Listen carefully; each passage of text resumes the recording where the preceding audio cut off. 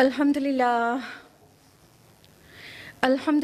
رب العالمین والصلاة والسلام علی رسولہ الکریم وعلی آلہ واصحابہ اجمعین اما بعد واعوذ باللہ من الشیطان الرجیم بسم اللہ الرحمن الرحیم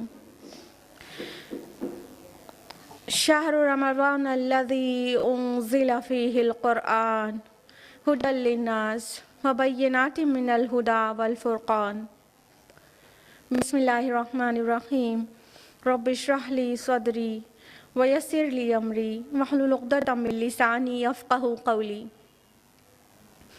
میرے عزیز سامعات، درس قرآن مجید میں آپ سب کا تہہ دل سے خیر مقدم ہے۔ السلام علیکم ورحمۃ اللہ وبرکاتہ۔ کیسے آپ سب لوگ؟ الحمدللہ۔ بہت انرجی لیول ڈاؤن ہے سب کا۔ اسے تو نہیں بولتے آپ لوگ، چہک کے بولتے ہیں۔ کون سی سورہ چل رہی ہے درس قرآن میں؟ سورہ انبیاء چل رہی ہے، لیکن ہم نے آپ کو دعائیں تو دی نہیں۔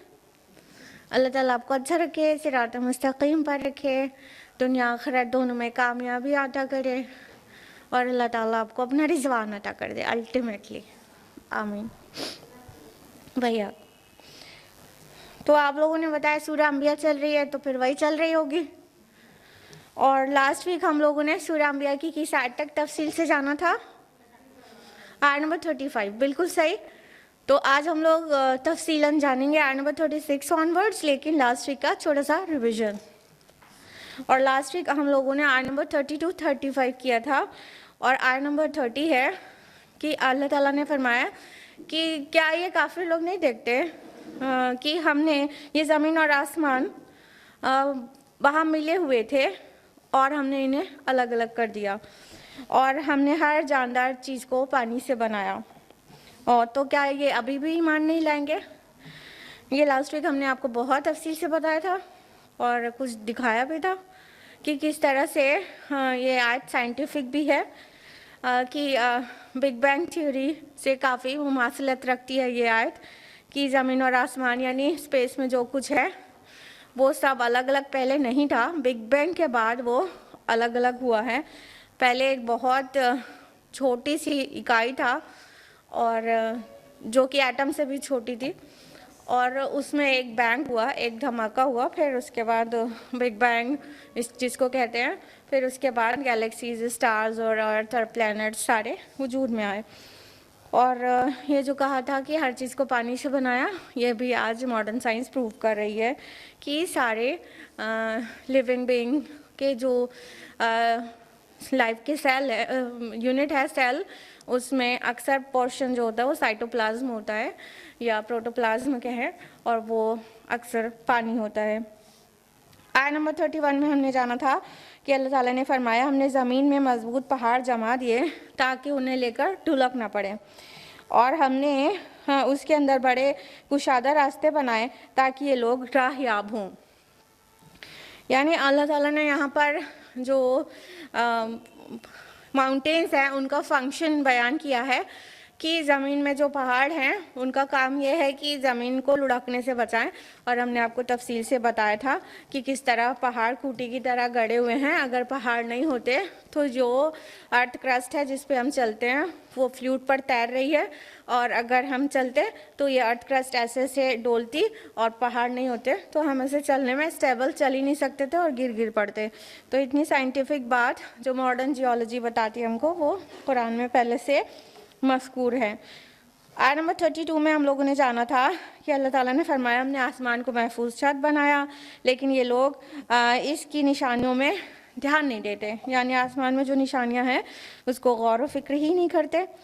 تو ہم نے آپ کو یہ بھی ثابت کیا تھا ماڈرن ایسٹرونومی کے ذریعے کہ کس طرح سے آسمان کے نیچے ہم پروٹیکٹڈ ہیں، اور کتنے ہی سیلیسٹیل باڈیز ہیں جو کہ خلا میں ہیں لیکن کوئی بھی زمین پہ آ کے نہیں گر جاتی، نہیں ٹکرا جاتی، اور بہت محفوظ رہتے ہیں اس آسمان کے نیچے۔ یہ سب اللہ تعالیٰ نے کیا ہے۔ آیت نمبر 33 ہے، اور وہی ہے جس نے پیدا کیا رات اور دن کو، سورج اور چاند کو، اور سب اپنے اپنے فلک میں تیر رہے ہیں۔ تو ہر ایک سیلیسٹل باڈی وہ حرکت میں ہے، وہ اپنے اپنے آربٹ میں گھوم رہی ہے. یہ بات قرآن میں بہت پہلے سے مذکور ہے، جبکہ ماڈرن سائنس ابھی کچھ ہی پہلے ہمیں بتا پائی ہے. آیت نمبر 34 میں ہم لوگوں نے جانا تھا کہ اللہ تعالیٰ نے کہا، اور اے نبی صلی اللہ علیہ وسلم، آپ سے پہلے ہم نے کسی انسان کو دوام نہیں دیا، اور اگر آپ فوت ہو گئے تو کیا یہ ہمیشہ رہیں گے؟ یعنی یہ اپنے ہمارے پاس آنے کا انتظار کریں کہ اور اللہ کے رسول بھی بشر ہیں، انہیں بھی فوت ہونا ہے تو ان کو بھی فوت ہونا ہے، پھر یہ اللہ تعالیٰ کے پاس جائیں گے تو اللہ تعالیٰ ان سے جواب لے لے گا. اور فرمایا کہ کل نفس ذائقۃ الموت، ہر جاندار کو موت کا مزہ چکھنا ہے، اور ہم آزماتے رہتے ہیں تم لوگوں کو شر اور خیر کے ذریعے سے، اور تم سب کو ہماری ہی طرف لوٹ کر جانا ہے. تو اللہ تعالیٰ نے خیر اور شر کو دونوں کو ہی آزمائش بتایا، یعنی ہمارے جو گڈ ڈیز ہوتے ہیں، جس کو ہم پسند کرتے ہیں، جو خوشی کا دور ہوتا ہے، وہ بھی آزمائش ہے، اور جو ہمیں ناپسند ہوتا ہے، ہمیں تکالیف اور مصائب پسند نہیں ہوتے، وہ بھی آزمائش ہے. دونوں طرح سے اللہ تعالیٰ آزماتے ہیں. تو خیر کے وقت ہم کسی غفلت میں نہ رہ جائیں کہ یہ آزمائش نہیں ہے، وہ سبھی کچھ آزمائش ہے، اور الٹیمیٹلی اللہ کی طرف ہی سب کا ریٹرن ہے. پھر اللہ تعالیٰ واضح کر دیں گے جو کچھ ہم نے اچھے حالت میں کیا تھا، اور وہ بھی جو ہم نے پریشانی کی حالت میں کیا تھا. یہ تھا لاسٹ ویک کا ریویژن. اب ہم لوگ باقاعدہ پڑھتے ہیں آیت نمبر 36 کی طرف. اعوذ باللہ من الشیطان الرجیم، بسم اللہ الرحمن الرحیم. آیت نمبر 36 ہے، وَإِذَا رَأَكَ الَّذِينَ كَفَرُوا أَن يَتَّخِذُونَكَ إِلَّا هُزُوًا. اور اے نبی صلی اللہ علیہ وسلم، یہ کافر لوگ بھی جب بھی آپ کو دیکھتے ہیں تو آپ کا مذاق اڑاتے ہیں. أَهَذَا الَّذِي يَذْكُرُ آلِهَتَكُمْ، کیا یہ ہے وہ شخص جو تمہارے معبودوں کا ذکر کرتا ہے؟ وَهُمْ بِذِكْرِ الرَّحْمَنِ هُمْ كَافِرُونَ، اور وہ خود رحمان کے ذکر سے منکر ہیں. اللہ تعالیٰ فرماتے ہیں اپنے پیارے نبی سے کہ اے نبی، یہ لوگ جب بھی آپ کو دیکھتے ہیں تو آپ کا مذاق اڑاتے ہیں، آپ کا مذاق بناتے ہیں، اور یہ کہتے ہیں کہ یہ وہ شخص ہے جو تمہارے معبودوں کا ذکر کرتا ہے، مطلب بری طرح سے. یعنی یہاں پر واضح کیا جا رہا ہے کہ رسول اللہ صلی اللہ علیہ وسلم کو مذاق کا ہدف اس لیے بنایا گیا کیونکہ آپ صلی اللہ علیہ وسلم ایک اللہ کی طرف بلا رہے تھے اور معبودان باطل کی پرستش سے روک رہے تھے. یہاں پہ یہ مذاق کا موضوع نہیں بتایا گیا، یہاں پر مذاق اڑانے کی وجہ اور بنیاد بتایا گیا ہے کہ یہ مطلب یہ آپ سے کہتے ہیں کہ اچھا یہ ہے جو تمہارے معبودوں کو برا بھلا کہا کرتا ہے، یہ جو بری طرح ذکر کرتا ہے، یعنی انہیں باطل بتا دیتا ہے. تو اس وجہ سے مطلب خنس ان کی وہ تھی کہ مطلب ہمارے معبود بہت سارے جو ڈیمی گاڈس تھے ان کے، تو بہت سارے معبودوں کی عبادت سے نبی صلی اللہ علیہ وسلم روکتے تھے. تو ان کی بیماری، ان کا بخار یہ تھا جس کا ظاہر کیا تھا؟ رسول اللہ صلی اللہ علیہ وسلم کا مذاق اڑانا. ورنہ یہ بات تو اپنے آپ میں بہت سنجیدہ اور سیریس ہے، بہت مذاق کا موضوع نہیں ہے یہ، لیکن مذاق اڑانے کی وجہ ہے یہ کہ ان کو پریشانی یہ تھی کہ ہمارے معبودوں کو باطل کہہ دیا جا رہا ہے. تو الٹیمیٹلی کیا کر رہے تھے؟ وہ ہمارے نبی صلی اللہ علیہ وسلم کا مذاق بنا رہے تھے، ان سے تمسخر کر رہے تھے، ان کا استہزاء کر رہے تھے، ان کی باتوں کو ایک دوسرے سے کہہ کے آپ کو مطلب معاذ اللہ ڈاؤن کرنے کی کوشش کرتے تھے. یعنی کبھی کہتے تھے کہ اچھا تو تم ہو، مکہ اور طائف کی بستیوں میں ایک تمہیں ملے تھے اللہ تعالیٰ کو کہ اپنا پیغام تمہارے ذریعے بھیجے، اور کوئی روزہ ہمارے یہاں کی نہیں ملے تھے کیا اللہ تعالیٰ کو؟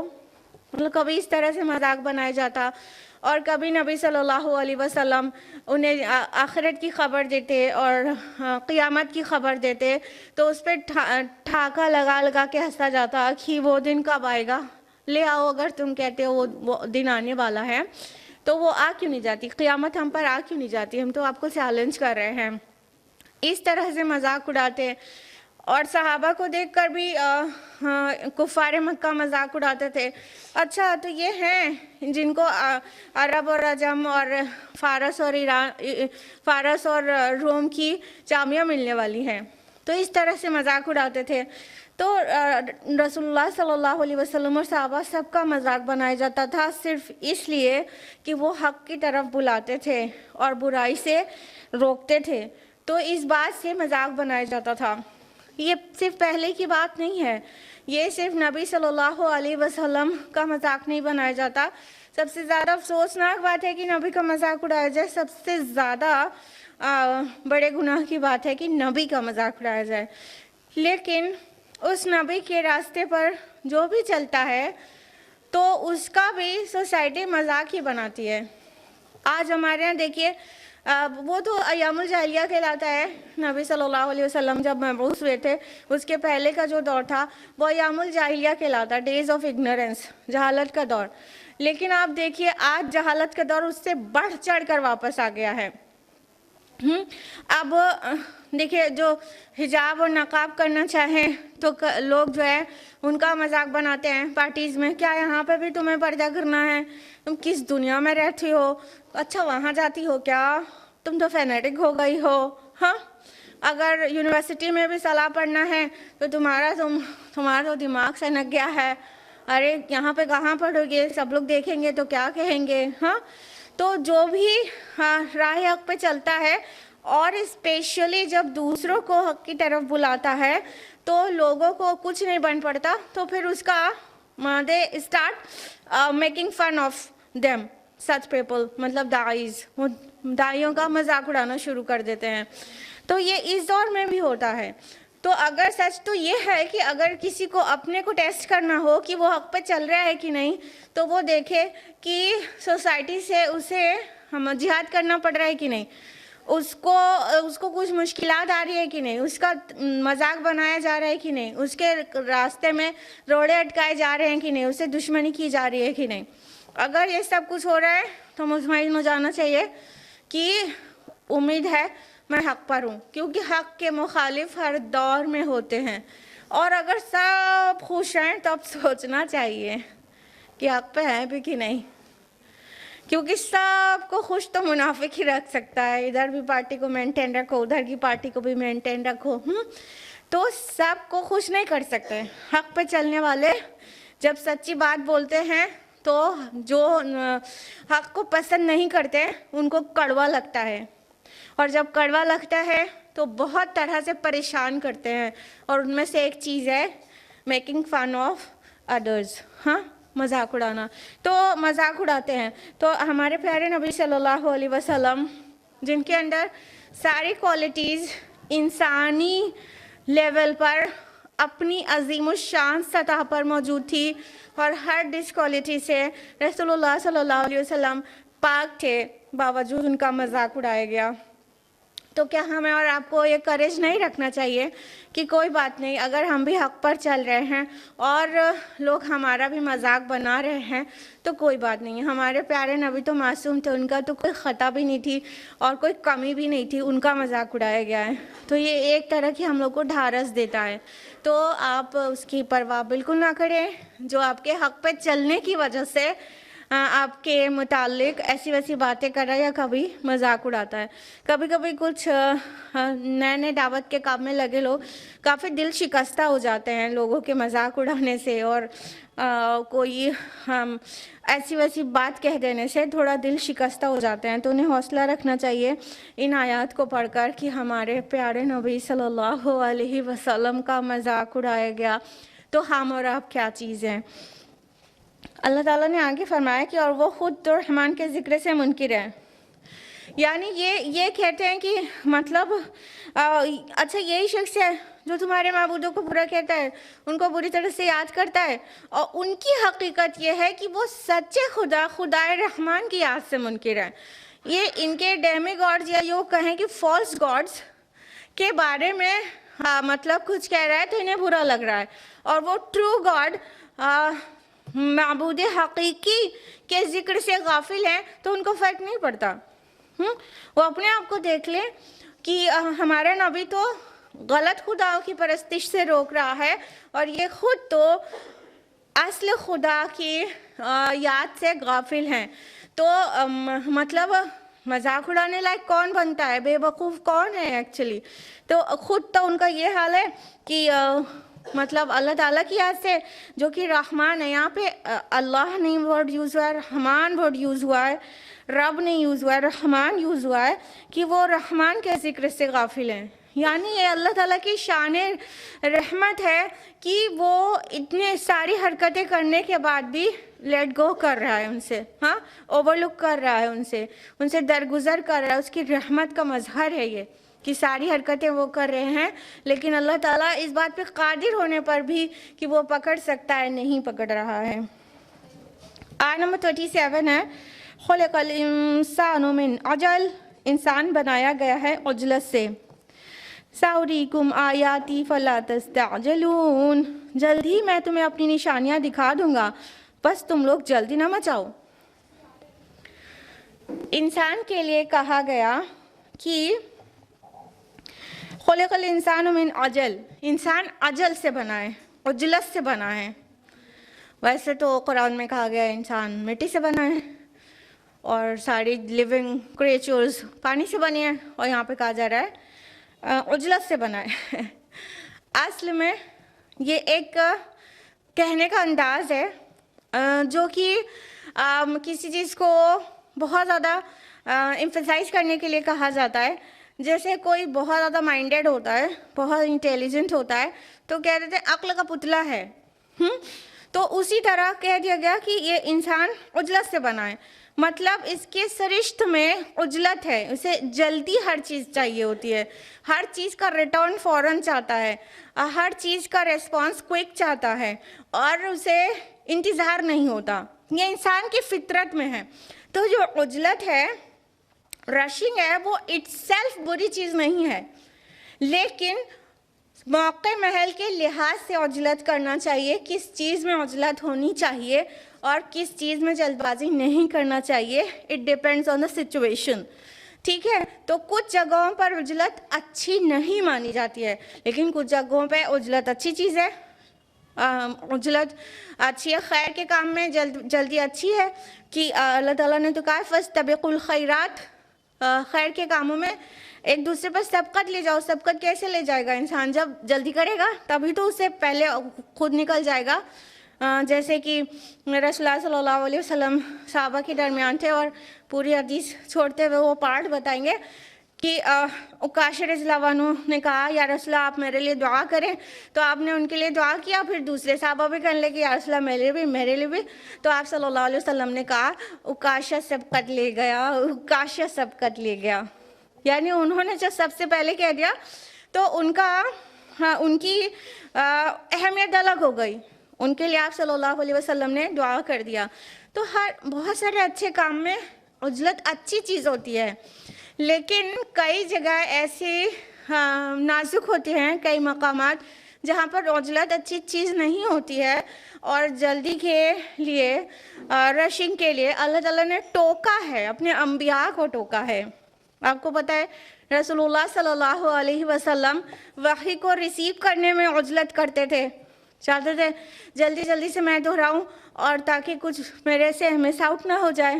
تو اللہ تعالیٰ نے ان کو روکا ہے کہ آپ جلدی مت کریے, آپ کے سینے میں اتار دینا اور اس کو محفوظ کر دینا اور آپ کو سکھا دینا پڑھا دینا ہمارے ذمہ ہے.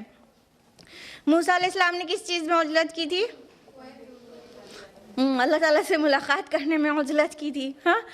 تو اسی طرح ہر انسان جو ہے مطلب عاجل ہے, اور یہ دنیا ہے اس کو عاجلہ بھی کہا جاتا ہے. کیوں؟ دنیا میں جو چیزیں ملتی ہیں وہ جلدی مل جاتی ہیں, اسی لیے انسان کو شیطان آسانی سے بہکا لیتا ہے, کیونکہ شیطان کہتا ہے کہ میں ابھی تمہارا خواہش نفس ایسے پورا ہو جائے گا, تم کو اس کا یہ ریٹرن مل جائے گا. تو انسان چونکہ عجلت پسند ہے تو وہ رشنگ میں وہ کیا کرتا ہے؟ شیطان کے ٹریپ میں آسانی سے آ جاتا ہے. اور آخرت کیا ہے؟ بعد میں آنے والی ہے.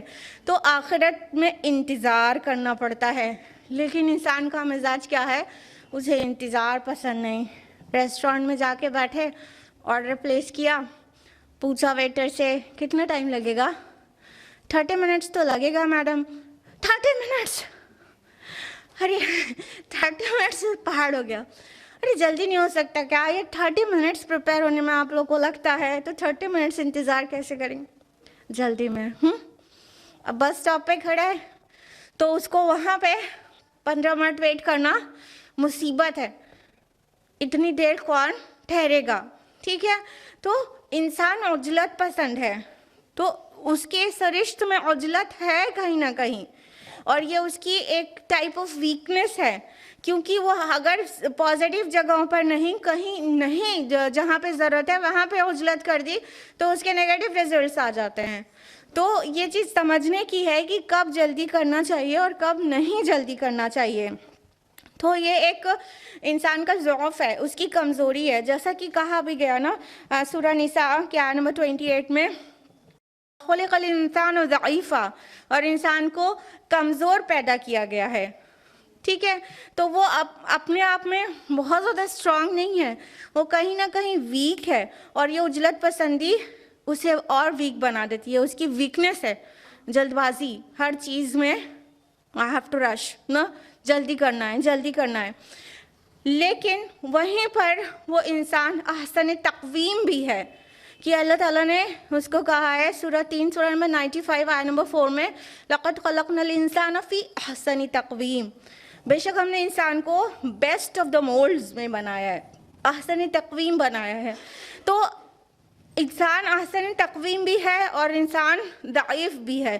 دونوں کو کیسے سمجھیں گے؟ دیکھیے, انسان کی خلقت جو ہوئی ہے وہ مٹی سے ہوئی ہے. ٹھیک ہے. تو مٹی کیا ہے؟ ایک آرڈینری چیز ہے کہہ سکتے ہیں. ٹھیک. دوسری طرف اس میں اللہ تعالیٰ نے اپنی روح پھونکی ہے. تو جو روح پھونکی گئی ہے, اس روح کے پھونکے جانے سے وہ احسن تقویم ہے. اس کی اپنی جو ویلیو ہے اس کے جیسا پھر کوئی نہیں ہے نون کریشنز میں. ٹھیک ہے. اور دوسری طرف وہ مٹی سے بھی بنا ہوا ہے. تو وہ دونوں چیز مل کر وہ بہت بلند پایہ ہستی بھی ہے, اور وہ بہت اسفل سافلین بھی ہو جاتا ہے. ٹھیک ہے.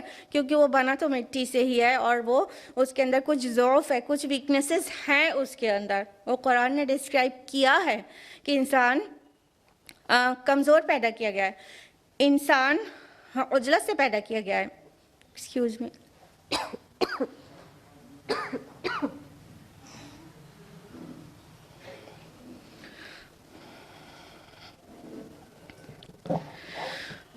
اللہ تعالیٰ آگے فرماتے ہیں کہ جلدی میں تمہیں اپنی نشانیاں دکھا دوں گا, بس تم لوگ مجھ سے جلدی نہ مچاؤ. یعنی ہر بات میں جلدی رہتی ہے نا.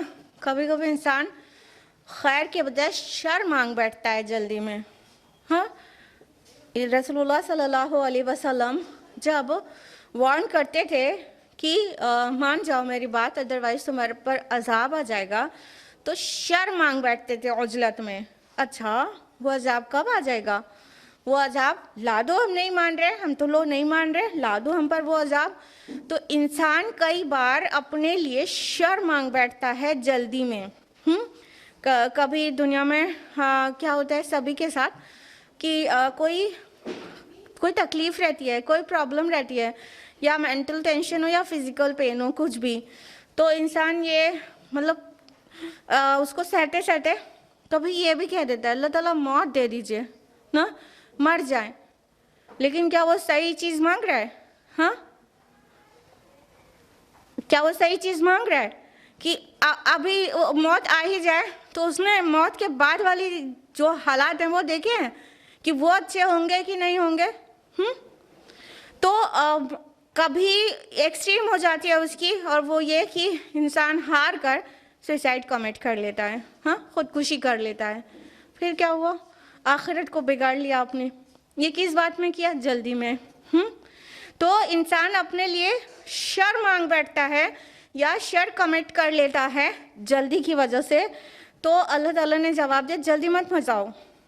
تم میرے نبی کو چیلنج کر رہے ہو کہ عذاب لے کر آ جائیے. ہاں ہم نہیں مان رہے، آپ کہتے ہیں کہ نہیں مانو گے تو عذاب آ جائے گا، تو لے آؤ وہ عذاب. تو اللہ تعالیٰ کہہ رہے ہیں جلدی نہ مچاؤ، ہم تم کو عنقریب اپنی نشانیاں دکھائیں گے. تو وہ عذاب، وہ قیامت آ کر رہے گی، وہ قیامت ایک نشانی کی طرح آ کر رہے گی. تو انسان کو واضح ہو جائے گا کہ یہ جو وعدہ کیا گیا تھا نا وہ کتنا سچا تھا. تو اللہ تعالیٰ فرما رہے ہیں تم جلدی مت مچاؤ، عنقریب تم کو وہ نشانی دکھا دی جائے گی، یعنی قیامت، جس کو ہونی شدنی بھی کہا گیا ہے قرآن مجید میں. آیت نمبر 38 ہے وَيَقُولُونَ مَتَىٰ هَٰذَا الْوَعْدُ إِن كُنتُمْ صَادِقِينَ، اور یہ لوگ کہتے ہیں کہ یہ وعدہ کب پورا ہوگا اگر تم سچے ہو. یعنی کہ وہی وعدہ عذاب، وہی وعدہ قیامت کہ تم ہم سے وعدہ کرتے ہو کہ وہ قیامت آ کر رہے گی، تو یہ آئے گی کب؟ یہ کفار کا مطلب ایک سوال ہوتا تھا، اور ہرگز مت سمجھیے یہ سوال علمی تھا. وہ جاننا چاہتے تھے کہ کب آئے گی، ان کو دن تاریخ بتا دیا جاتا اس دن اس تاریخ کو آئے گی تو وہ اسلام قبول کر لیتے، وہ ایمان لے آتے. نہیں، یہ تمسخر تھا ان کا، یہ استہزاء تھا ان کا. وہ یہ مطلب رسول اللہ صلی اللہ علیہ وسلم کو معاذ اللہ دکھانا چاہتے تھے کہ آپ جو کہہ رہے ہیں وہ بات سچی نہیں ہے. تو آپ کو مطلب آپ کا مذاق بنانے کے لیے یہ کہتے تھے کہ کب، اگر آپ سچے ہیں تو آپ ہم کو دکھا دیجئے وہ وعدہ کب پورا ہوگا جس کا وعدہ آپ ہم سے کر رہے ہیں. اور سوچئے یہ کس سے کہہ رہے ہیں؟ صادق المصدوق سے کہہ رہے ہیں، ان کنتم صادقین، اگر تم سچے ہو. یہ وہی لوگ ہیں، یہ مکی سورہ ہے نا، تو یہ وہی لوگ ہیں جو رسول اللہ صلی اللہ علیہ وسلم کو بغیر پریشانی کے صادق اور امین کہتے تھے up to 40 years. ٹھیک ہے، جب رسول اللہ صلی اللہ علیہ وسلم نے اللہ کا کلام پیش کیا اور انہیں دعوت دی تو سڈنلی کہنے لگے ان کنتم صادقین، اگر تم سچے ہو تو وہ وعدہ جو تم کہہ رہے ہو وہ بتاؤ کب پورا ہوگا. سوچئے ایک ٹائم تھا مان چکے تھے کہ الصادق ہم ان کو کہتے ہیں، بالکل سچے. الامین کہتے ہیں، بالکل امانت دار، ٹرسٹ وردی. اور اب کہہ رہے ہیں کہ اچھا وہ عذاب لا کر دکھاؤ اگر تم سچے ہو. کہنے کا مطلب کتنا آسان تھا ان کے لیے ایک صادق المصدوق کی تکذیب کرنا اور یہ شو کرنا کہ آپ سچے نہیں ہیں معاذ اللہ. اللہ تعالیٰ نے اپنے نبی صلی اللہ علیہ وسلم کے گھاؤ پر مرہم لگاتے ہوئے کچھ اس طرح بھی کہا ہے، اے نبی یہ آپ کو نہیں جھٹلا رہے ہیں، یہ تو ہم نے جو ان کے طرف بھیجا ہے اس کو جھٹلا رہے ہیں، ہمارے کلام کو. یعنی جب تک آپ یہ کلام نہیں پیش کرتے تھے تب تک تو یہ آپ کو صادق کہتے تھے. آپ جھٹلا رہے ہیں تو کلام کو جھٹلا رہے ہیں، ہمارے ذکر کو جھٹلا رہے ہیں، آپ کو نہیں جھٹلا رہے ہیں. تو اس طرح سے ایک شفیق استاد کی طرح اللہ پاک نے اپنے نبی صلی اللہ علیہ وسلم کو اس طرح بھی آپ کو سپورٹ دیا ہے کہ اتنی مشکلات میں جب ہر طرف سے مذاق اڑایا جا رہا ہے اور تکذیب کی جا رہی ہے تو اس طرح کے الفاظ ظاہر بات ہے وہ ایک جو زخم ہے اس پہ مرہم کا کام کرتے ہوں گے کہ جب اللہ تعالیٰ ساتھ ہے اور وہ اتنا محبت اور اتنی شفقت لٹا رہا ہے تو مجھے کسی کی پرواہ نہیں ہے. آیت نمبر 39 ہے لو يعلم الذين كفروا حين لا يكفون عن وجوههم النار ولا عن ظهورهم ولا هم ينصرون. کاش ان کافروں کو معلوم ہوتا جب وہ آگ کو ہٹا نہ سکیں گے اپنے چہروں سے اور نہ ہی اپنی پیٹھوں سے اور نہ ہی ان کی مدد کی جائے گی. یہ آگ کے عذاب جہنم کا ایک منظر کشی ہے، پورا سین اسکیچ کیا گیا ہے کہ کاش ان کو معلوم ہوتا. کہنے کا مطلب کہ ان کے اوپر وہ وقت آنے والا ہے، لیکن کاش یہ ابھی سے سمجھ جاتے، جان جاتے کہ جب یہ آگ کو اپنے چہروں سے ہٹا نہ سکیں گے۔ یہاں پر جو الفاظ آئے ہیں حین لا یکفون آئے ہیں۔ کف مینس ہوتا ہے ہتھیلی، ٹھیک ہے، کف مینس ہتھیلی ہوتا ہے۔ جب بھی کوئی پریشانی، کوئی سامنے سے کوئی بھی مصیبت آتی ہے، جیسے آگ کی ہیٹ ہے یا تو بہت تیز آندھی چلے تو دھول ہے، یا سامنے سے کوئی بھی چیز آ رہی ہوتی ہے، تو انسٹنٹلی بنا سوچے، بنا مطلب ذرا سا بھی دماغ پہ زور ڈالے ہوئے فوراً انسان اپنے دونوں ہاتھ اس طرح سے چہرے پر رکھ لیتا ہے۔ مطلب اگر آگ کی تفیش ہے یا دھول ہے یا کچھ بھی ہے سامنے سے، یا ایکسیڈنٹ ہی ہونے والا ہے سامنے سے کچھ، تو اپنے چہرے کو بچانے کی کوشش کرتا ہے نا۔ تو سب سے زیادہ ہم جو پروٹیکشن دیتے ہیں تو اپنے چہرے کو دیتے ہیں۔ کچھ بھی ہو، باقی جسم بھی اپنا ہی ہے، لیکن چہرہ اتنا نازک ہوتا ہے کہ ہر مصیبت میں سب سے پہلے چہرے کو کور کر لیتے ہیں۔ تو اللہ تعالیٰ نے فرمایا کہ مطلب کاش یہ اس دن کو جان جاتے جب آگ ان کے چہرے پر چڑھ رہی ہوگی اور اس کو ہٹا نہیں سکیں گے۔ یعنی جب آگ، اللہ تعالیٰ نے فرمایا کہ ان کے لیے آگ کا اوڑھنا ہوگا اور آگ کا بچھونا ہوگا، تو نیچے سے بھی آگ ہوگی، اوپر سے بھی آگ ہوگی، آگ کا سایہ ہوگا، تو آگ چہروں تک چلنے لگے گی، اور پھر انسان چاہے گا کہ مطلب ایٹ لیسٹ چہرے کو تو بچا لے، لیکن وہ چہرے کو بھی اپنے نہیں بچا پائے گا۔ اور پھر اس کے آگے جو منظر کشی ہے وہ کنٹینیو ہوتی ہے کہ اور نہ ہی اپنی پیٹھوں کو۔ انسان جب پریشانی کوئی سامنے سے آ رہی ہوتی ہے چہرے کو چھپاتا ہے، چہرے کو چھپانے کے بعد بھی اسے تسلی نہیں ہوتی تو فوراً مڑ جاتا ہے، فوراً ٹرن ہو جاتا ہے، اس کی طرف پیٹ کر دیتا ہے جو مصیبت سامنے سے آ رہی ہے۔ ہاں، تو یہاں پہ اگلی جو بات کہی گئی ہے وہ یہ کہ چہروں کو نہ ہی آگ سے بچا پائیں گے اور نہ ہی پیٹھوں کو، یعنی سامنے سے آگ ہوگی، اوپر سے آگ ہوگی، اور انسان اپنا چہرہ چھپانا چاہے گا لیکن وہ جلنے سے نہیں بچا پائے گا، اور نہیں بچا پائے گا تو سامنے کی مصیبت سے بچنے کے لیے پیچھے گھوم جائے گا تو پیٹھ میں بھی آگ لگے گی اور پیٹھ کو بھی نہیں بچا پائے گا۔ یہ ہوگا جہنم کا انجام، جو کہ کتنا خوفناک ہے۔ ہم لوگ کس حوصلے سے کہہ دیتے ہیں کہ دیکھا جائے گا، ہر اچھی بات کو کرنے میں ڈیلے کرتے ہیں اور ہر برے کام کو چھوڑنے میں اتنا سوچتے ہیں، اور پھر کہتے ہیں آخرت کس نے دیکھی ہے، جب ہوگا تو دیکھا جائے گا۔ یہ دیکھا جانے کی ہمت ہے ہم کو؟ یہ آگ کا عذاب دیکھا جانے کی ہمت ہے، جہاں پہ کوئی مولا اور کوئی نصیر نہیں ہوگا، کوئی ہیلپر نہیں ہوگا، فرشتے ہوں گے لیکن وہ بھی عذاب کے فرشتے ہوں گے، وہ بھی اللہ تعالیٰ کے آرڈر کو فالو کریں گے اور کوئی بچانے والا نہیں ہوگا۔ آگ کا جلنا کتنا تکلیف دہ ہوتا ہے۔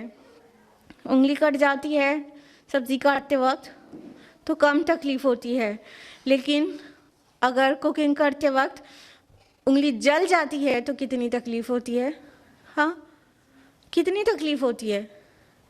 تو اس تکلیف کو جو ہم یہاں کی آگ کی تکلیف نہیں برداشت کر پاتے ہیں، اور سب سے زیادہ مطلب جلن بھری تکلیف اور بے چین کرنے والی اور چیخ نکل جانے والی تکلیف جو ہوتی ہے وہ جلنے کی ہوتی ہے، اور ہم یہاں کی آگ کو نہیں برداشت کر پاتے۔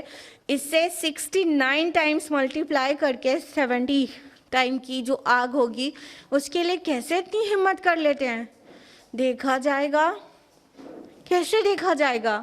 یہاں حلال و حرام کی تمیز نہیں کرتے، دیکھا جائے گا۔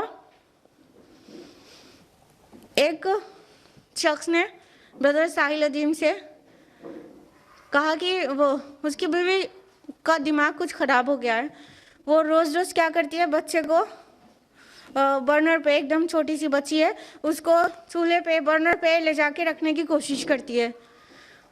تو انہوں نے کہا کہ کیا مطلب ایسے کیوں کرتی ہے؟ کہ وہ اس کا دماغ خراب ہوگا، مینٹل ہے وہ، بس ارے بولتی کیا ہے، وہ اتنے ننھے سے بچے کو کیوں وہ چولہے پہ رکھنا چاہتی ہے، وہ کیوں رکھتی ہے؟ تو بولے نا وہ مینٹل ہے، کیا کہتی کیا ہے؟ تو بولا کہ وہ انٹرسٹ کہتی ہے چھوڑ دو, نہیں تو جو آخرت میں ہونا ہے وہی میں دکھا رہی ہوں, وہی بچے کو حرام کھلاؤ گے تو یہ جلنا تو آگ میں ہی ہے نا. تو میں ابھی دکھاتی ہوں تمہاری بیٹی کو آگ میں جلا کے کہ کیسا لگتا ہے تمہیں, دیکھ پاؤ گے. ایسی ماں ہونا چاہیے جو اپنے لیے بھی کنسرنڈ ہو, اپنی اولاد کے لیے بھی حرام نہ کھلائے. اور وہ آگ جو حرام کھانے کے بعد فائنلی آگ کا کنڈا بننا ہے, ہسبینڈ کو اس طرح آمادہ کرے حلال کمانے کے لیے کہ اپنی بیٹی کو اپنی آنکھ کے سامنے چولہے پہ رکھ دیا جائے تو یہاں پہ اس کو جلنا دیکھا جائے گا کسی والد سے, تو کیوں جہنم کا کنڈا بنانے کے لیے اس کو حرام کھلایا جا رہا ہے, اور خود اپنے کو بھی. ایسی سمجھداری کی ضرورت ہے کہ حرام سے بچے انسان, گناہوں سے بچے.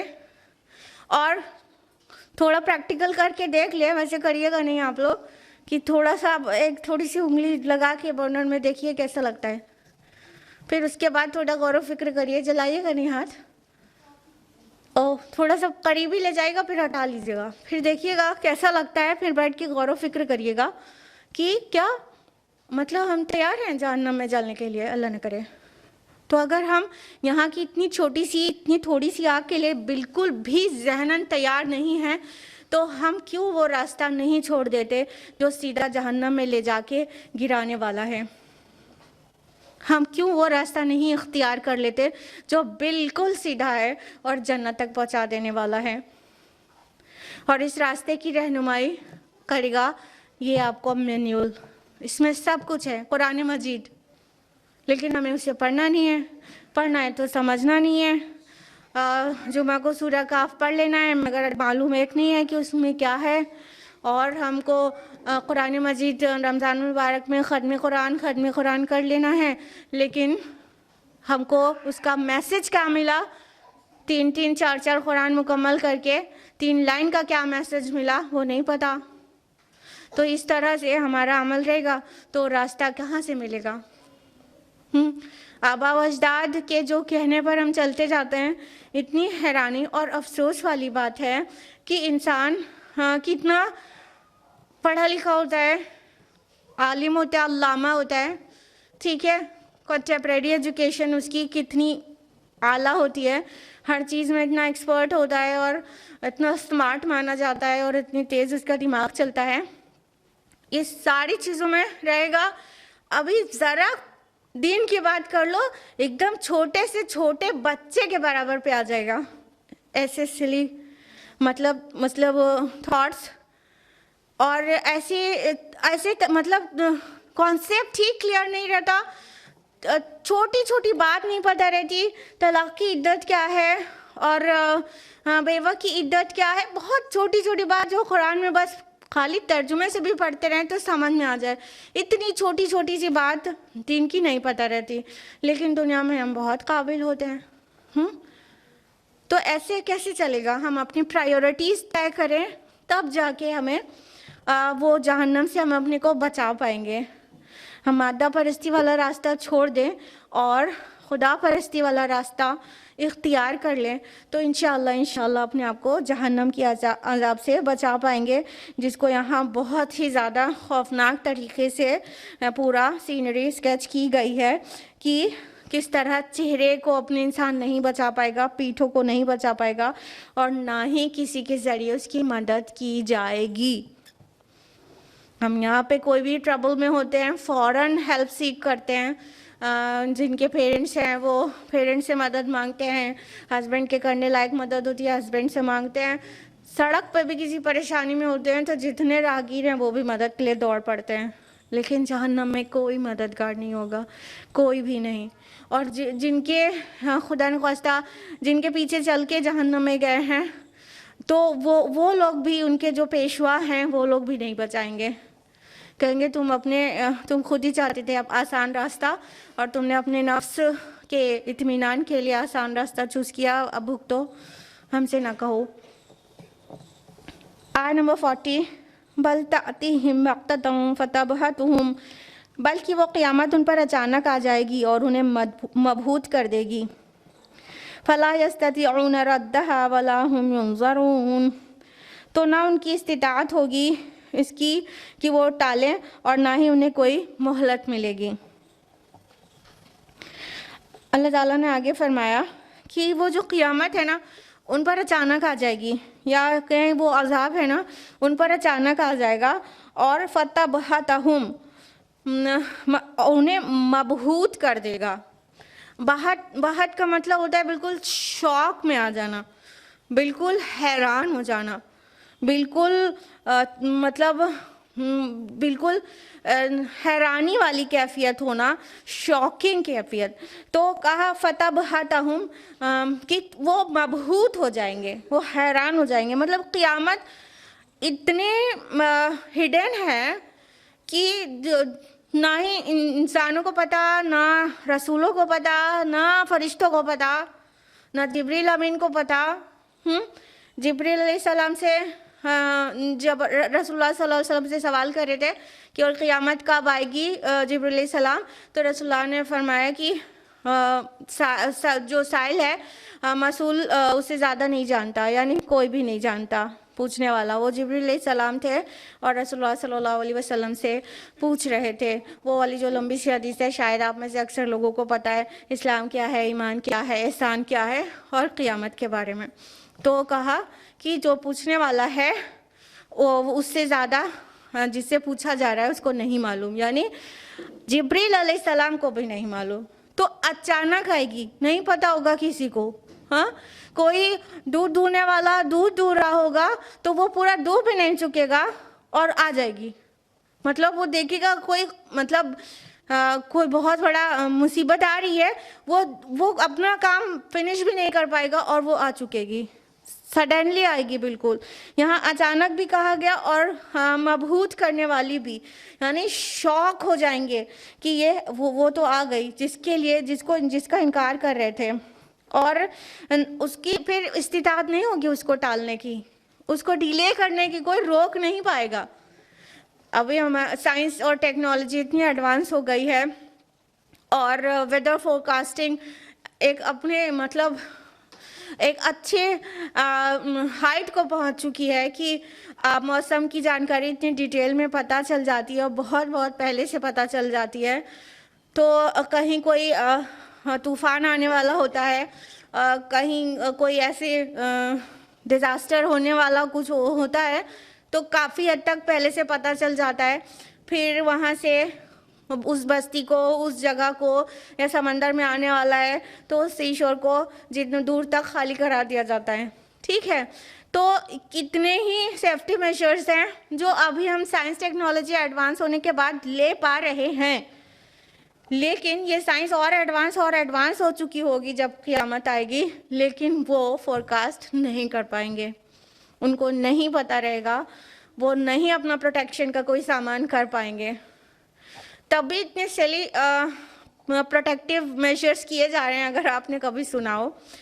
زمین کے اندر بڑے بڑے پروٹیکٹیو پورے قلعے نما وہ بنائے جا رہے ہیں گھر، اور وہ اس لیے تیار ہو رہے ہیں کہ قیامت جب آئے گی تو اس کے اندر چلے جائیں گے۔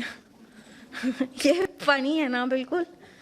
اللہ تعالیٰ کہہ رہے ہیں کہ مطلب ایک دم وہ حیران ہو جائیں گے اور بالکل بھی بچا نہیں سکیں گے اپنے آپ کو، اور وہ تب بھی قیامت سے بچنے کے لیے اپنا پروٹیکشن اپنی طرح سے کر رہے ہیں، جبکہ یہ زمین تو کوٹ کے برابر کر دی جائے گی تو ان کی زمین کے اندر والے کیا بچ پائیں گے۔ تو اس طرح سے قیامت اتنی اچانک آئے گی کہ ہکا بکا رہ جائے گا انسان، اور وہ سمجھ نہیں پائے گا کہ یہ کیا ہو گیا۔ آیت نمبر 41 ہے، وَلَقَدِ اسْتُهْزِئَ بِرُسُلٍ مِّن قَبْلِكَ، اور اے نبی صلی اللہ علیہ وسلم آپ سے پہلے جو رسول آئے تھے ان کا بھی مذاق اڑایا گیا تھا۔ فَحَاقَ بِالَّذِينَ سَخِرُوا مِنْهُم مَّا كَانُوا بِهِ يَسْتَهْزِئُونَ، تو پھر گھیر لیا ان میں سے مذاق اڑانے والوں کو اسی عذاب نے جس کا وہ مذاق اڑایا کرتے تھے۔ یعنی اللہ تعالیٰ ایک شفیق مہربان کی حیثیت سے اپنے نبی کو بہت ایک سہارا دے رہے ہیں، انہیں تسلی دے رہے ہیں کہ اے نبی صلی اللہ علیہ وسلم یہ آپ پہلے رسول نہیں ہیں جو آپ کے ساتھ یہ مذاق اڑانے والا کام کر رہی ہے آپ کی ملت، بلکہ آپ سے پہلے جتنے بھی رسول آئے، جتنے بھی نبی آئے، سب نے یہ کام کیا ہے دعوت کا، اور ان کا مذاق بنایا گیا ہے، سب کا بنایا گیا ہے۔ تو ایسا کوئی بھی نبی نہیں ہوا، ایسا کوئی بھی رسول نہیں ہوا جن کا مذاق نہیں اڑایا گیا ہو۔ جب اس طرح کی باتیں ہوتی ہیں تو کچھ تو تسلی ملتی ہے نا، کچھ تو زخموں پر مرہم لگ جاتا ہے نا۔ جب نبی صلی اللہ علیہ وسلم باہر کفار کی لایانی اور بیہودہ باتوں سے پریشان ہوتے تو گھر آتے تو خدیجہ رضی اللہ عنہ یہی بات کہتی ہیں جو یہاں پر ہے کہ یا رسول اللہ، کیا آپ کے علاوہ اور کوئی بھی رسول ایسا ہوا ہے کہ جس کا کفار نے مذاق نہ اڑایا ہو؟ اور رسول اللہ صلی اللہ علیہ وسلم کا بیان ہے کہ خدیجہ کی ایسی باتوں سے مجھے حوصلہ آ جاتا اور میرا غم اور ملال کم ہو جاتا۔ تو اللہ تعالیٰ بھی شفیق استاد کی حیثیت سے اپنے نبی صلی اللہ علیہ وسلم کو شفقت سے، انتہائی محبت سے انہیں تسلی دے رہا ہے کہ اے نبی، ہر رسول کا مذاق اڑایا گیا ہے۔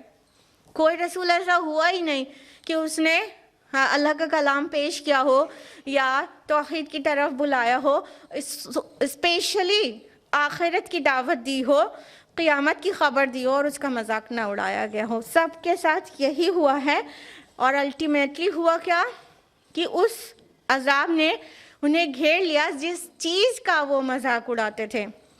یعنی اسی بات کا، عذاب کا اور قیامت کا مذاق اڑاتے تھے نا، تو وہ انسان کئی بار جب کسی کے لیے گڑھا کھودتا ہے نا تو اسی گڑھے میں خود گر جاتا ہے، کسی کے لیے ٹریپ لگاتا ہے تو اسی ٹریپ میں خود پھنس جاتا ہے۔ دیکھیے جب نوح علیہ السلام کشتی بنا رہے تھے تو ان کے قوم کے جو بڑے وائٹ کالر پیپل تھے، جب وہ وہاں سے گزرتے تھے تو وہ مذاق اڑاتے تھے، اچھا یہ لکڑی کی کشتی سے مطلب تم لوگ بچو گے اور باقی سب ڈوب جائیں گے، اچھا ٹھہاکا لگا کر ہنستے تھے۔ پھر کیا ہوا الٹیمیٹلی کہ اسی کشتی میں نوح علیہ السلام اور مومنین بچے، اور اسی عذاب کی خبر جو نوح علیہ السلام دیتے تھے اور وہ نہیں مانتے تھے، اسی عذاب میں وہ گرفتار ہوئے کہ نہیں ہوئے مذاق اڑانے والے؟ اسی فلڈ کا وہ مذاق اڑا رہے تھے، اسی فلڈ میں وہ تباہ ہو گئے نا، برباد ہو گئے۔ تو اللہ تعالیٰ فرماتے ہیں کہ اسی گھیر لیا اسی نے جس کا وہ مذاق اڑاتے تھے، یعنی عذاب کا مذاق اڑاتے تھے تو عذاب نے انہیں گھیر لیا۔ اس سے پہلے اور بھی جو رسول آئے انہوں نے عذاب کی خبر دی ہے باقاعدہ دین تاریخ کے ساتھ، یعنی ایسے سڈنلی نہیں آ جاتا تھا۔ اب ہمارے درمیان کوئی نبی رسول موجود نہیں ہے تو جو بھی نیچرل ڈیزاسٹرز ہوتے ہیں وہ سڈنلی ہو جاتے ہیں، اور اس کی کوئی ایسی خبر نہیں، وارننگ ٹائپ کی خبر نہیں رہتی۔ لیکن یہ اس عذاب میں کسی بھی قوم کو، کسی بھی ملت کو، کسی بھی نیشن کو پوری طرح سے مٹا نہیں دیا جاتا۔ ٹھیک ہے، آتا ہے کچھ نیچرل ڈیزاسٹرز، اس کے کئی ریزنز ہوتے ہیں، لیکن وہ اس میں کسی قوم کو مٹا نہیں دیا جاتا۔ لیکن رسولوں کی تکذیب کرنے کے بعد جو دین تاریخ بتا کے عذاب کی خبر دی جاتی ہے، اس عذاب کے آنے کے بعد نسیہ منسیہ کر دیا جاتا ہے، بھولا بسرا بالکل مٹا کے ختم کر دیا جاتا ہے، بالکل جیسے صفائی ہستی سے مٹا دیا جاتا ہے۔ تو اس طرح کا عذاب رسولوں کے وارننگ کے بعد آتا ہے اور کسی بھی ٹائم پر نہیں آتا، لیکن جو بھی کچھ آتا ہے اس میں بہت سارے ریزنز ہوتے ہیں۔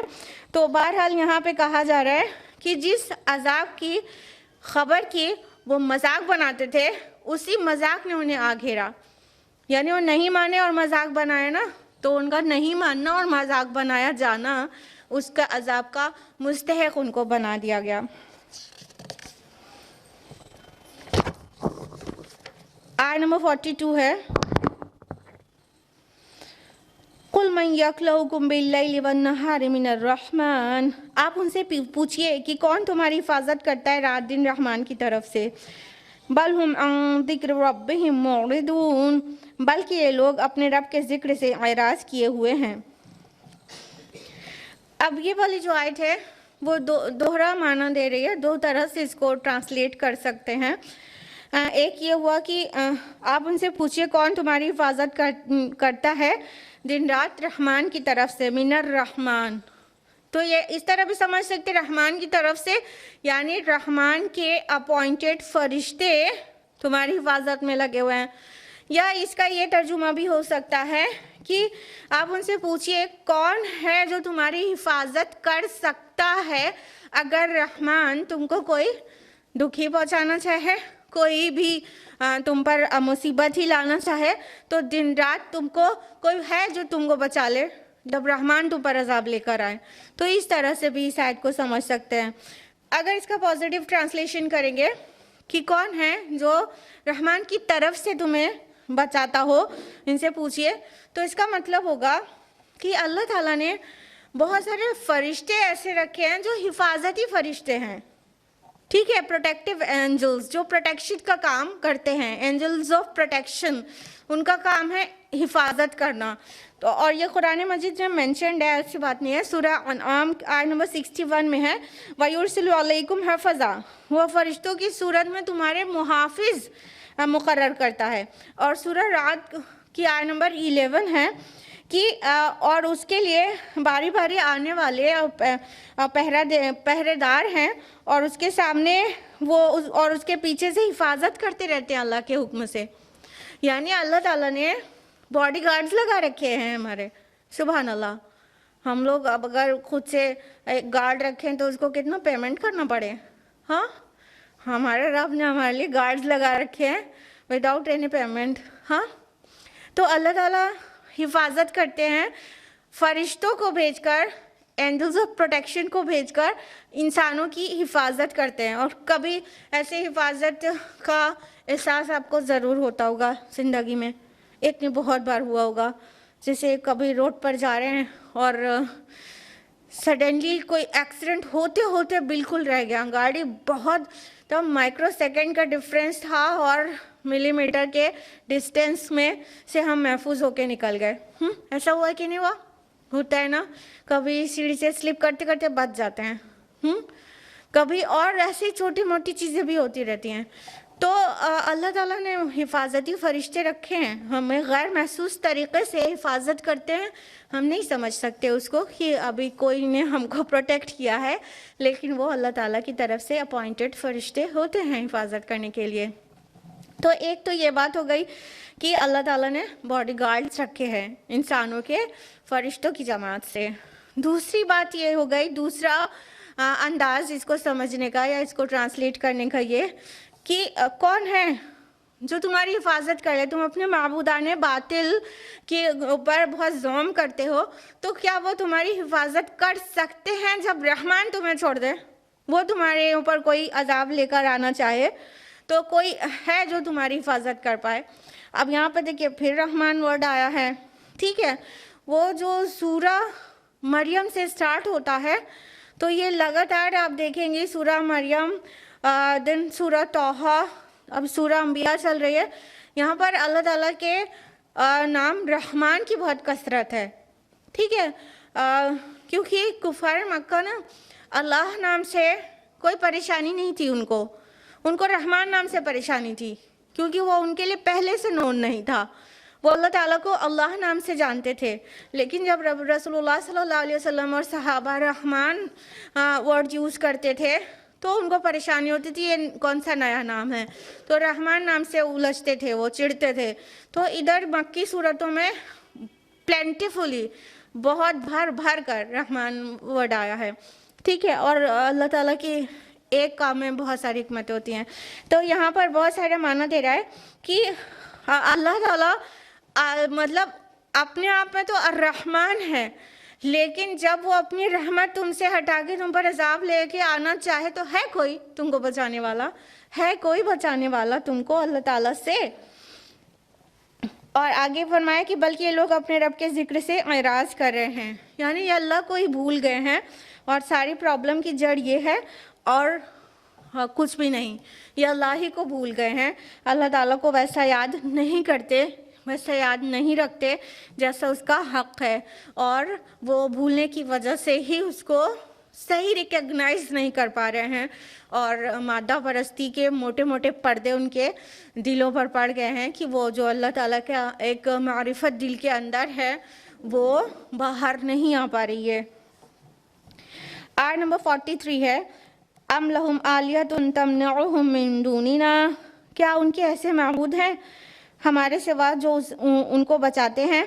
لا یستطیعون نصر انفسہم ولا ہم منا یصحبون، وہ تو خود اپنی مدد بھی نہیں کر سکتے اور نہ ہی وہ ہمارے مقابلے میں ان کی مصاحبت کر سکتے ہیں۔ اللہ تعالیٰ نے فرمایا کہ کوئی ایسا ہے جو ان کے معبودوں میں جو ان کو بچا لیتا ہو، بلکہ جن کو یہ معبود سمجھتے ہیں وہ اپنی خود کی مدد پہ قادر نہیں ہیں، وہ خود ڈیپینڈ ہے اللہ تعالیٰ پر۔ یعنی اگر اولیاء کو اور فرشتوں کو یا کسی کو مطلب اللہ تعالیٰ کے ساتھ ایسوسیٹ کیا گیا عبادت میں یا گزارشات میں یا دعاؤں میں، تو وہ خود اپنی مدد پہ تو قادر نہیں ہے، تو وہ دوسروں کی کیا مدد کریں گے؟ وہ خود اللہ تعالیٰ کے اوپر ڈیپینڈ ہیں۔ اللہ تعالیٰ کے جتنے نیک بندے ہیں جن کو بعد میں لوگوں نے مطلب اللہ کے ساتھ پکارنا شروع کر دیا، اور ایسی باتیں ہیں کہ منشن کرنے کا دل نہیں کرتا، ایسے مطلب شرکیہ عقیدے کہ اللہ اکبر زبان پہ لانے کا دل نہیں کرتا کہ اس کو بتایا جائے کہ غیر اللہ کے بارے میں ایسا عقیدہ رکھا جا رہا ہے اور پکارا جا رہا ہے اللہ کے علاوہ دوسرے کو، اور کہا جا رہا ہے کہ یہ مطلب ہماری پکار کو پہنچتے ہیں۔ عبد القادر جیلانی رحمہ اللہ کو غوث کہتے ہیں، یعنی استغاثہ لے کر ان کے پاس جاتے ہیں، فریاد لے کر ان کے پاس جاتے ہیں، ان کی فریاد وہ فریاد سن لیں گے۔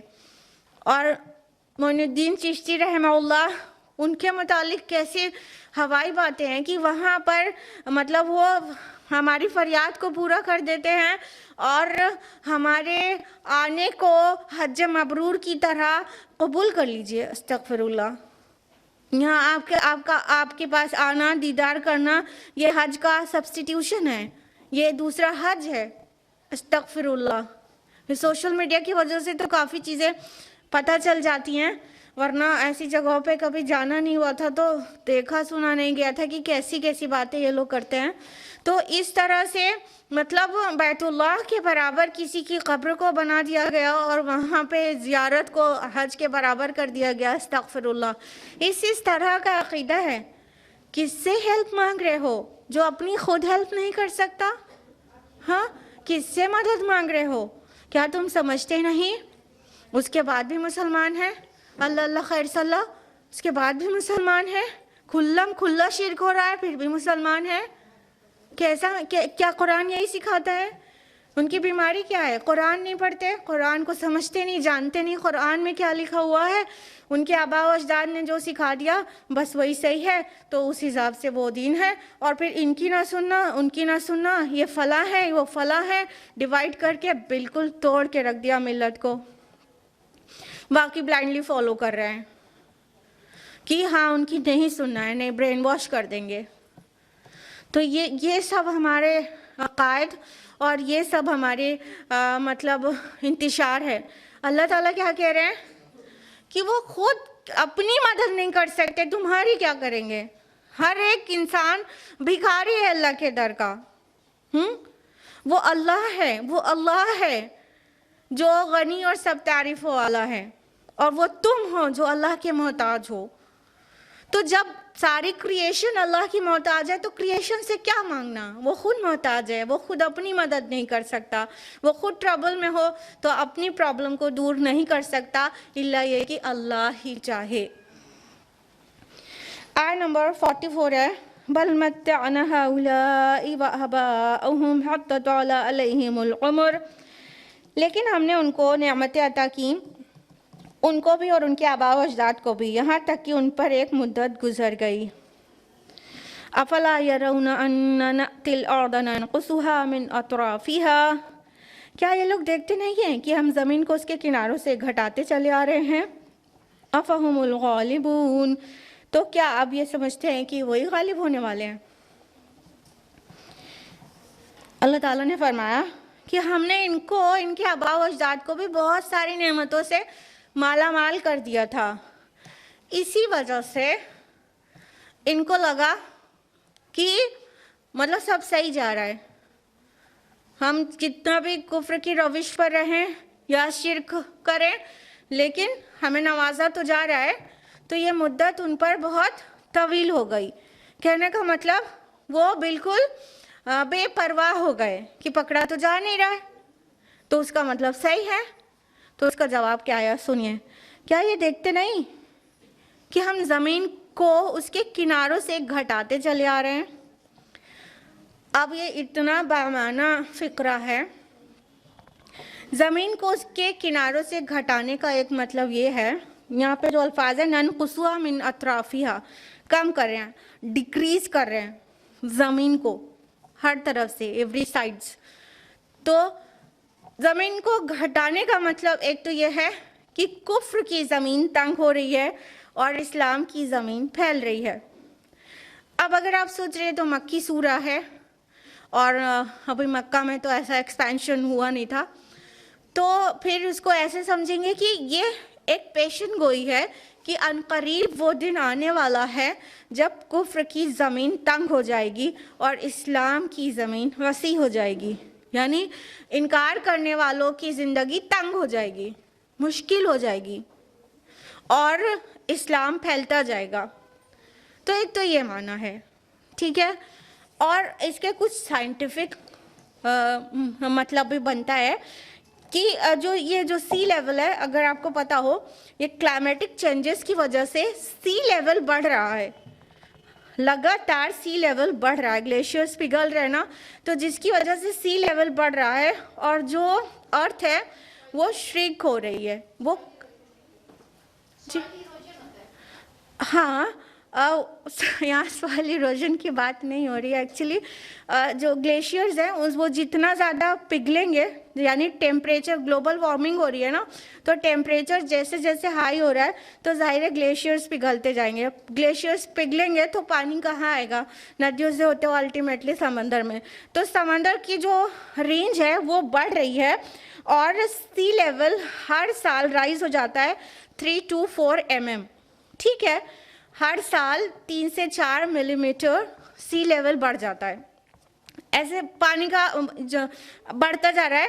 تو یہ بھی اس طرح سے بھی سمجھ سکتے ہیں زمین گھٹ رہی ہے.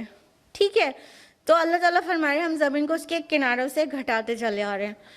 اور سائنٹیفکلی بھی صرف اس معنی میں یہ ایک دم فیکٹ آپ کو بتا رہے ہیں، یہ ازمپشن نہیں بتا رہے ہیں، یہ ریکارڈڈ ہے کہ ہر سال 3 سے 4 mm اور یہ اور تیزی سے مطلب سی لیول بڑھ رہا ہے.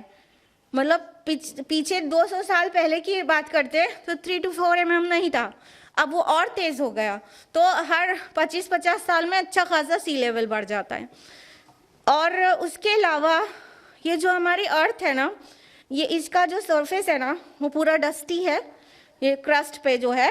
تو یہ ارتھ کا جو ڈسٹ ہے، جو یہاں کا ماس ہے، وہ بہت ہی تیزی سے، مطلب سیورل 100 ٹنز آف ماس یہ ہر دن ارتھ لوز کرتی ہے. یہ اسپیس میں چلا آتا ہے، جبکہ یہاں پہ گریوٹی ہے، یٹ اسپیس میں نکلتا جا رہا ہے.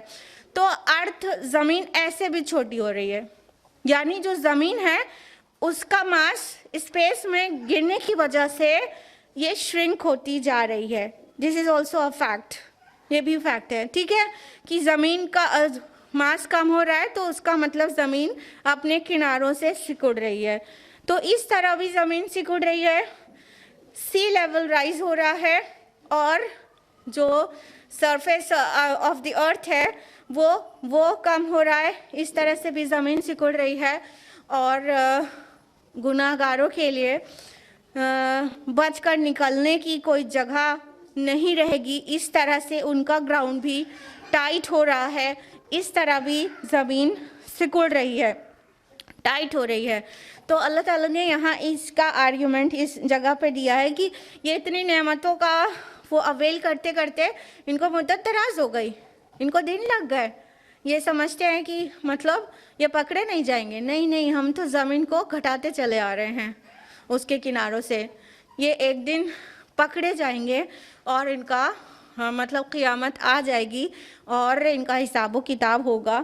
یہ بچ کر کہیں جانے والے نہیں ہیں. فرمایا افہم الغالبون، تو کیا یہ آپ سمجھتے ہیں کہ یہ غالب آ جائیں گے؟ یعنی ویسے اگر اس کو کانٹیکسٹ میں دیکھا جائے تو مکہ کی میں یہ نازل ہوئی سورہ ہے، اور اس وقت یہ کہنا ایک بہت بڑی بات تھی کہ جس وقت کفار کی طرف سے ٹارچر چل رہا ہے اور رسول اللہ صلی اللہ علیہ وسلم اور صحابہ سب کے سب پرسیکیوٹ کیے جا رہے ہیں، اس وقت یہ چیلنج کرنا کہ تو کیا یہ لوگ غالب ہو جائیں گے، یہ بہت بڑی بات ہے. یہ بہت بڑی بات ہے.